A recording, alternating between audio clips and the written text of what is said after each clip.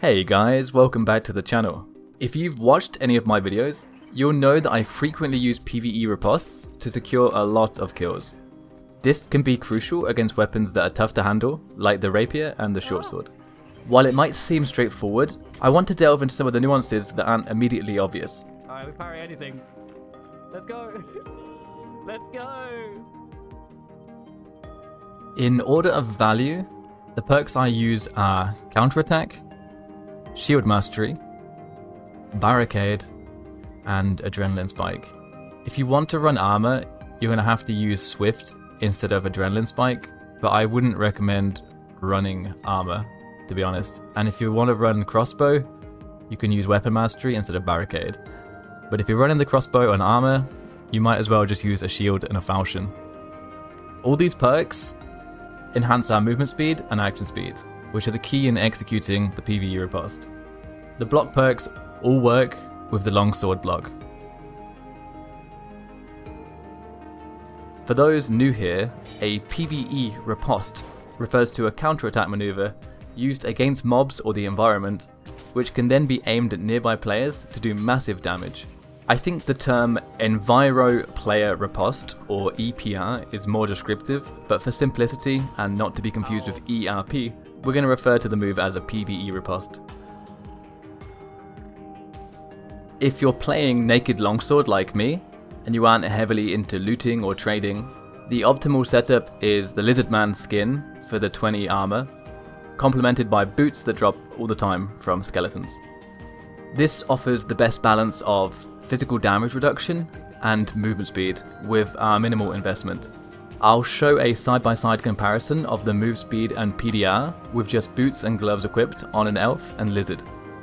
Keep in mind though, if you're playing a lizard, projectile mobs like skeleton archers will aim slightly lower just because they aim for the center of your head, so adjust your parry accordingly. This might sound obvious, but practice makes perfect. Parry PvE attacks whenever you get the chance. Mobs have varied attack patterns, and under pressure it's easy to slip up. Constant practice will boost your in-the-moment confidence and execution. There's plenty of guides on YouTube on how to parry each mob, so I'll link a few of the better ones in the description below. The key to everything is timing on your sprint ability. You have to use it right before you commit to the riposte. You'll likely only get one shot before the player catches on to what you're doing, so make it count. Sprint at the right time, combined with all the speed enhancing perks we already covered, will give us the best chance for landing the riposte. Understanding your opponent is more of an art than a science and develops over time. For instance, you might encounter a rogue who charges in the moment you're distracted.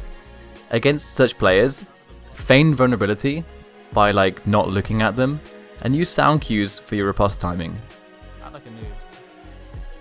Against more cautious players, we might have to trigger the riposte from out of line of sight, for example as they push round a corner.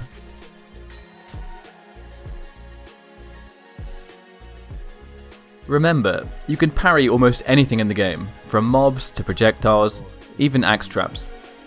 The more unexpected your parry source, the less likely your opponent will anticipate your move.